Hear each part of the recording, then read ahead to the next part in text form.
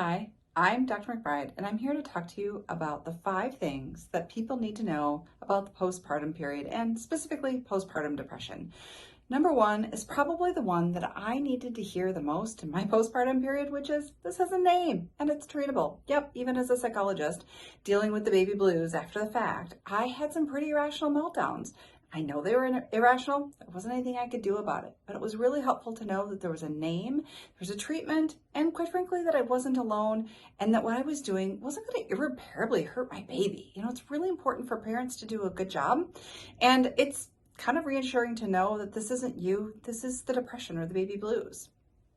Number 2, should I start a family?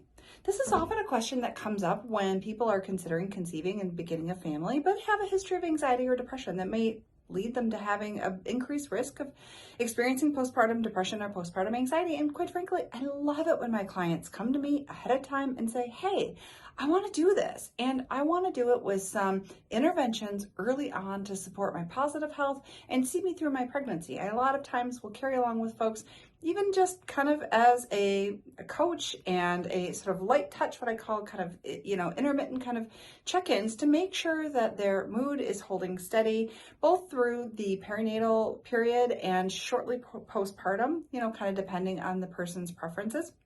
We may follow even up to a year postpartum just to make sure that they've gotten through that and they're doing okay. Number 3, breast is sometimes best. Yep, sometimes. You heard that right. Yes, I'm a big advocate of breastfeeding. I think it's really important that we give our children the best nourishment that we can, but sometimes those societal expectations are just not realistic, and quite frankly, they impart more anxiety than they do helpfulness. Now, one of the reasons that breast is best is not just for the nutrition for the baby, but frankly, in lactating parents, that milk letdown and feeding process does stimulate the hormone oxytocin, which is the love chemical. It helps with bonding and quite frankly boosts mood. So it is a natural mood booster. And if you can manage doing some breastfeeding, that's fantastic. But it should never come at the expense of your mental health. Sometimes we get professionals involved, and sometimes we say, you know what, I'm okay just doing the best I can, and maybe bottle feeding is the right choice for me and my child for everyone's overall well-being. Number 4, biggest myth, sleep when baby sleeps. I just find this to be absolutely pie in the sky and not necessarily realistic for a number of reasons. Lots of times my clients tell me, I'm just not a napper. I can't sleep in the middle of the day. Okay. Or maybe I have a toddler at home and this is my second baby. I can't sleep. I've got a little one running around.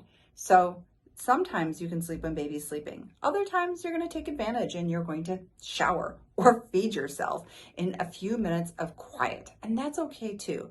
You definitely should work with any co-parenting partners to make sure that you're getting some quality sleep periods. And sometimes it looks more like a 5 on with a couple of hours up and then two hours sleeping, so that we're sort of separating that a little bit. Overall, you're getting an adequate number of hours in a day, but maybe not all compressed like we're used to. And finally, the 5th most important thing that you need to know about the postpartum period is there's no training for this. Think about the most stressful jobs that we can imagine. I don't know, astronaut, firefighter. These are jobs that require years of training and simulated practice. Now, we can read books and manuals on how to parent, but the simulated practice that we get is pretty minimal. Are we actually naive enough to think that we're going to get it right without messing up every once in a while? I hope not. Look, no astronaut ever flew to the moon just reading the manual. We're going to get it wrong sometimes. What we need to do is give ourselves grace. This is arguably one of the most important jobs for which we get the least amount of training. Mess ups happen. They're generally not permanent. It's okay. With a little bit of grace, we're going to just remember that good enough is enough. You are enough.